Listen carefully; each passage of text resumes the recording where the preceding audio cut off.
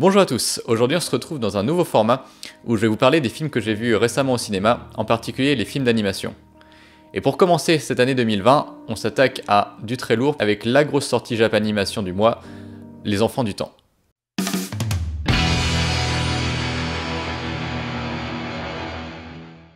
Alors Les Enfants du Temps, c'est le nouveau film de Makoto Shinkai, le réalisateur de Your Name.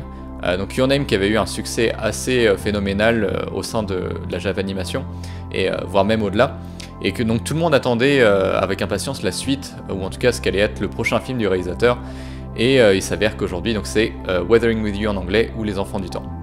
Donc Les Enfants du Temps, de quoi ça parle? En fait ça parle d'un jeune garçon qui arrive à Tokyo après avoir fugué, et qui va rencontrer une jeune fille un peu mystérieuse qui a un pouvoir particulier, c'est de pouvoir faire apparaître le soleil quand elle veut, en fait quand il pleut, puisqu'en fait assez vite on se rend compte que la pluie ne s'arrête pas à Tokyo cet été-là, et ça semble être la seule solution pour arrêter la pluie. Donc cette fille qui va donc prier après avoir eu une sorte d'expérience un peu paranormale presque dans un temple Shinto, qui a ce pouvoir de faire briller le soleil, pendant quelques minutes en tout cas. Et donc petit à petit, ils vont se lier d'amitié, même si au début ça c'est pas toujours facile, et essayer de mettre à profit en fait ce pouvoir pour apporter un peu du bonheur autour d'eux, et accessoirement peut-être se faire un peu d'argent.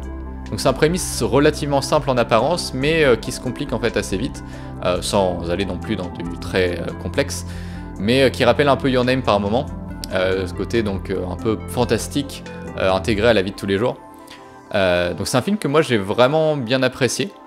Un des gros problèmes du film qu'il faut dire tout de suite, c'est qu'il va souffrir de la comparaison avec Your Name, qui était vraiment très bien, et donc forcément passer après ça va être difficile.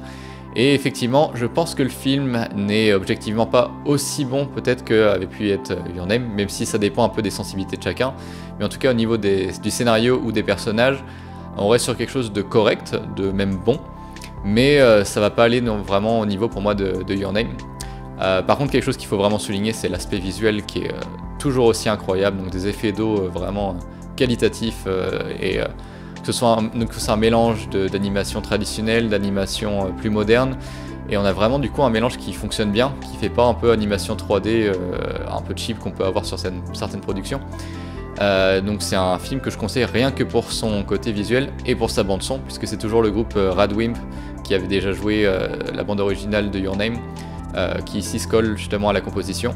Et donc on a vraiment un aspect presque clip par moment, on va avoir des séquences musicales avec le groupe qui joue en fond. Par exemple comme Your Name, le film commence par une sorte d'introduction avec une voix off, et d'un seul coup la musique se lance, le générique apparaît, et là on a la caméra qui monte au ciel, et le film se lance vraiment quoi.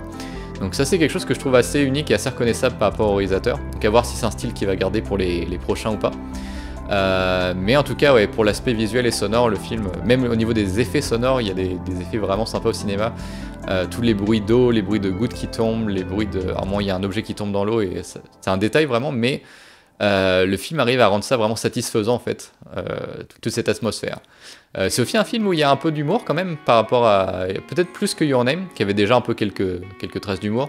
Alors c'est pas de l'humour qui est forcément extrêmement fin, c'est des blagues, on va dire, soit un peu déjà vues typiques des animés, genre les quiproquos, les choses comme ça, ou parfois ça va être des blagues un peu plus osées. C'est vrai que même pour un animé, il y a quelques blagues, bon, ça reste toujours du tout public, mais voilà, un peu plus osé. Du coup, on découle aussi un des reproches qu'on pourrait faire au film, c'est qu'il tombe quand même pas mal dans un peu les poncifs des animés, le côté vraiment très dramatique, très romantique, choses comme ça, les personnages qui crient à tue-tête, un peu les situations vraiment typiques des animés, comme je le disais avec des quiproquos sur le garçon qui a vu la fille alors qu'elle voulait pas qu'il le voit à ce moment-là.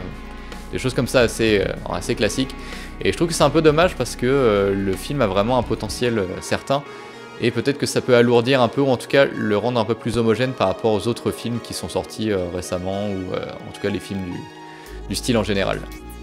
Au niveau des personnages, ils sont tous assez intéressants, mais peut-être que ça manque un peu de développement sur certains de leurs aspects, parce que finalement on connaît surtout généralement une part principale de leur caractère. Donc le héros c'est son côté un peu solitaire, pas sûr de lui, un peu timide.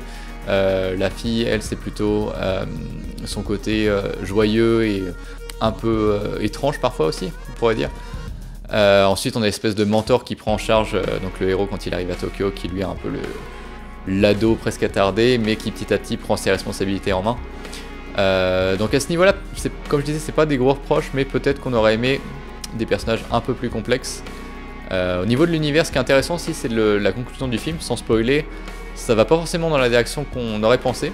Alors ça fait un peu écho à Your Name, mais c'est quand même un peu différent. Mais le film ose des choses qu'on n'aurait pas forcément pu attendre. Et c'est vrai qu'il y a quelque chose qui peut déranger certains, c'est qu'on a un espèce de message, j'avais pas jusqu'à dire climato-sceptique, mais tout le problème de dérèglement du climat dans le film est abordé d'un point de vue un peu différent de ce qu'on a l'habitude. En gros, on dit non, c'est pas à cause de la pollution et tout ça, c'est à cause de raisons magiques.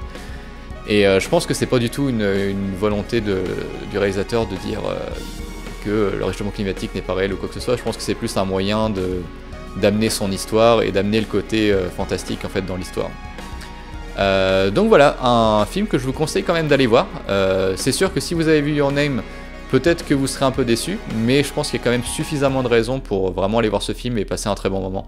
Donc voilà, si je devais lui mettre une note sur 10, je pense que je lui mettrais un 8, parce que c'est un film que j'ai apprécié et que j'aimerais revoir, mais effectivement, que je disais qu'il n'est pas un film parfait. D'ailleurs, c'est un peu, pour moi, un des traits caractéristiques de Makoto Shinkai, c'est qu'il fait peu de films, alors par peut-être Your Name qui peut être considéré comme un peu son chef-d'œuvre, mais ses autres films sont jamais parfaits et ont un peu tout le temps les mêmes défauts, mais on les aime malgré leurs défauts un peu. C'est un peu ça qui fait aussi l'identité de ces films. Donc voilà, je vous souhaite une bonne séance si vous comptez aller le voir, et sinon, eh bien, il doit sortir en Blu-ray d'ici quelques mois.